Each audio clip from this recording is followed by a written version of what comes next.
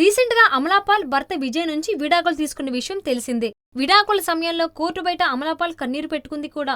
దీంతో ఇక అమలాపాల్ పనైపోయింది అనుకున్నారంతా. కానీ ఆమె మాత్రం విడాకుల తర్వాత మరింత హ్యాపీగా ఉందట. సమస్యలతో నిండిన వైవాహిక జీవితాన్ని తెగదెంపులు చేసుకోవడం వల్లనే అమలాపాల్ సంతోషంగా ఉండగలుగుతోందని కాలీవుడ్ ఫిల్మ్ వర్గాలు చెబుతున్నాయి. కష్టకాలంలో ఉన్న అమలాపాల్ కు తన స్నేహితుడైన ధనుష్ కూడా సహకరిస్తున్నాడట. దీంతో ఊహించిన రీతిలో ఈ భామకు బంపర్ ఆఫర్లు వచ్చి పడుతున్నాయి. ప్రస్తుతం ధనుష్ చేస్తున్న వడ చెన్నైలో అమలాపాల్ నటిస్తోంది.